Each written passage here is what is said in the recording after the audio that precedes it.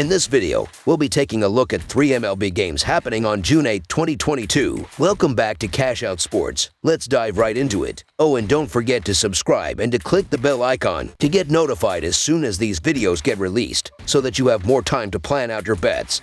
As we provide these videos on a daily basis, I can guarantee that you'll have all the important information that you'll need on these 3 MLB games after fully watching this video. One more thing before we start. If you would like to gain access to our best exclusive betting picks to take your sports betting journey to the next level, then check out our Patreon in the link down below, where we offer anywhere from 2 betting picks a day up to 10 betting picks a day and much more. Now let's get started. Arizona Diamondbacks versus Cincinnati Reds. The Arizona Diamondbacks and Cincinnati Reds clash in the third game of a 4-game set at Great American Ballpark on Wednesday evening. The Diamondbacks are expected to start 33-year-old righty Merrill Kelly. The Reds counter with veteran left-hander Mike Minor making his second start. The Diamondbacks didn't get off to the best start to this series with the shutout loss, but have a great opportunity to turn the series around. Frankly, neither of these teams are great, but there's still value to be had. The Reds have been the favorites in every game so far this series, something they will very rarely get to say this season. However, the even money for Arizona is also appealing. The Diamondbacks lineup should view their matchup as very appealing as well. They will be hitting against the seasoned veteran Mike Minor. Although he's been in the league for quite some time, he only has one appearance this season. It came against a struggling Nationals team, and he still did not perform well. After giving up 5 runs in just 4 innings, the Reds are still giving him another start. The Diamondbacks are not the most consistent team out there, but they have some moments of brilliance. Some of those games have come against the likes of the Dodgers and Braves, proving that the Reds should not be an issue. Cincinnati has had the second or third worst bullpen throughout the season,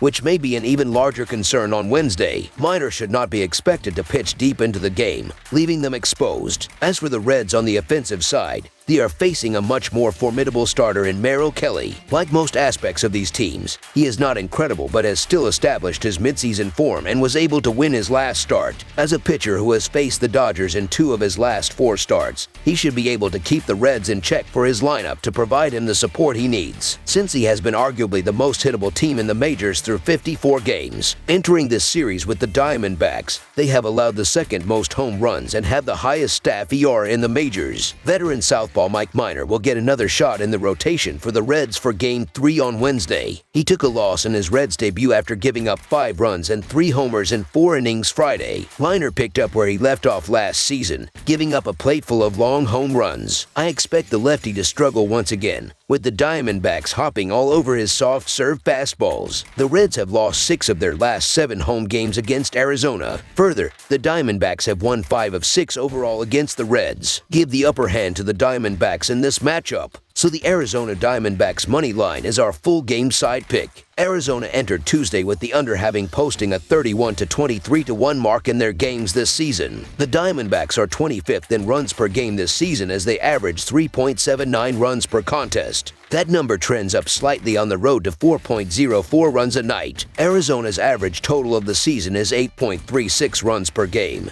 a number that rockets up to 8.89 runs per game as the visiting team. Cincinnati has seen the over go 28 to 24 to 2 in their games entering Tuesday. The Reds are tied for 16th in the majors as they average 4.33 runs per game. That number is much better at home as they average 5.96 runs per game at the Great American Ballpark, which is tops in the majors. Cincinnati has an average total of 9.63 runs per game, a number that bumps up to 11.5 runs per game at home. Although the Diamondbacks have remained relevant in the division with a 26-30 record entering play on Tuesday, they have struggled from the box through the first 2+ months of the season. They have the second lowest team batting average and put up a less than ideal 3.85 runs per contest. They do not pop off the screen, but with a pitcher like Mike Minor on the mound, it is awfully difficult to trust the under in this game. He was extraordinarily hittable in his appearance last week, and although the leash will be short, Cincinnati does not possess any dominant arms to relieve him. Zona pitcher Merrill Kelly gave up 5 hits and walked 4 last week, and has not been particularly sharp in his last 3 showings. The total number has gone over in 11 of Arizona's last 15 road games. With the way runs go up on the board here, especially as the temperatures climb, look for an over to be in the cards. Over the projected total is our full game total pick.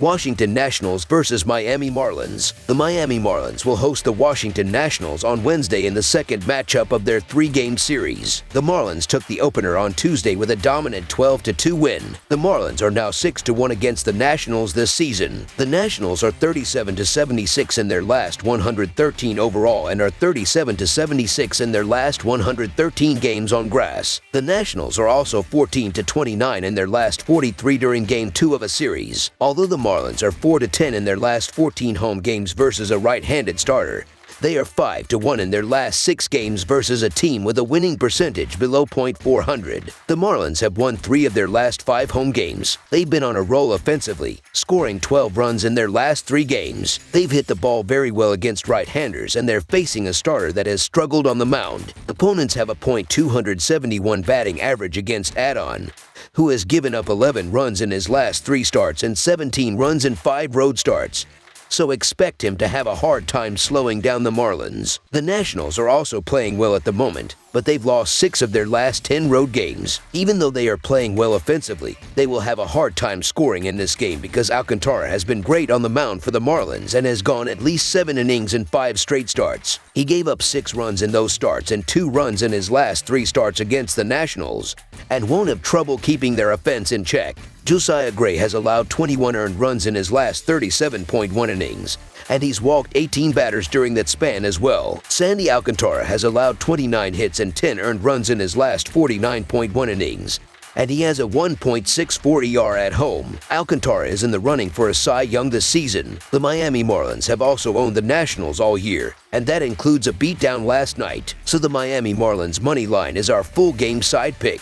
The Nationals are averaging 4.11 runs per game and 4.83 runs per game on the road. They average 2.67 runs per game in their last 3 games against the Marlins. Even though Miami is giving up 4.31 runs per game at home, they are giving up 2.90 runs per game in games started by Alcantara and will hold the Nationals under their average in this game. The Marlins are averaging 4.33 runs per game and 4.42 runs per game at home. They average 5.67 runs per game in their last 3 games against the Nationals. The Marlins and Nationals played over the total in 2 of their last 3 meetings, with Washington giving up 5.86 runs per game on the road. The Marlins will score enough runs to push the score over the projected total is our full game total pick. Chicago Cubs versus Baltimore Orioles. The Baltimore Orioles will host the Chicago Cubs on Wednesday in the second and final contest of this short series. The Orioles beat the Cubs 9-3 on Tuesday. Most people would not have expected the Orioles to have as many wins as they do at this point in the season. But here we are. It's obviously nothing that is going to get them into the postseason, but they have been a much tougher opponent than most teams would have ever anticipated. Wednesday night provides some great value on the slight home underdog against a Cubs team that has been wildly inconsistent this season. The fact that they are battling for position with the Pirates in the National League Central speaks volumes. Some of their struggles have been due to an inconsistent rotation. Marcus Stroman has had some solid numbers in the last month, but it's important to not just glance at raw stats. He had nice starts against the Diamondbacks and Reds, 2 of the least intimidating teams in the league. There was another against the White Sox, but injuries have left them a shell of themselves. Then his last start was against a real lineup in the Cardinals. St. Louis crushed him for 9 runs off of 10 hits, including 3 home runs. The Orioles may not have Nolan Arenado, but they have Trey Mancini and Ryan Mountcastle who can hit bombs as well. Along with Austin Hayes, they can provide the run support Jordan Lyles needs. He hasn't been perfect either, but he has pitched against the Yankees and Red Sox in 3 of his last 4 starts. Even still, his back-to-back starts against New York were more than respectable. He struck out 8 Yankees in each and pitched more than 6 innings in each as well, with a surprisingly stellar bullpen coming in behind him. The Orioles are live dogs in Camden Yards, so the Baltimore Orioles money line is our full game side pick. Neither of these pitchers are putting together great seasons. Stroman enters with a 5.32 ER and 1.23 WHIP over 9 starts, while Lyles has posted a 4.5 ER and 1.48 ER over 12 outings. I touched on Stroman's head-to-head numbers earlier, and the Orioles have been able to hit him well. Santander is 3-3 against him. Trey Mancini is 7-19 with 2 extra base hits, and Robinson Chirinos is 1-4 with a long ball. As for Lyles, the Cubs are 9-22 against him with 3 homers and 2 doubles. Contreras has had his number, going 4-7 with 2 big flies and a double, while Jason Hayward is 4-8 with a homer and a double. Much to the displeasure of their pitchers, the O's moved in their left field fence in the offseason, creating an even more hitter-friendly park. Mancini and Mountcastle already loved hitting homers over to the warehouse beyond the fence and now have an even better opportunity to do so. Anthony Santander has been swinging well recently, and Stroman has proven he struggles against formidable lineups. Lyles has a great opportunity to get his 4th win, but he shouldn't be expected to do so in shutout fashion. He has allowed either 3 or 4 runs in each of his last 3 starts. Given the hitter-friendly conditions, Chicago's Patrick Wisdom and Ian Happ could also boost their stats on Wednesday. Baltimore does have the better bullpen in this matchup, so it should only be doing so to help the total rather than getting a win. Baltimore's home ballpark not only helps support their chances of winning the game, but also for it to be a higher scoring game. Over the projected total is our full game total pick. That's all for now, so if you have any other games you would like reviewed, then leave a comment down below with the game you would like analyzed. Subscribe to our channel, leave a like on this video, and we'll get to it as soon as we possibly can. We would also love to hear your opinion on the picks presented to you in this video, whether you agree or disagree with them, so leave a comment down below and do let us know.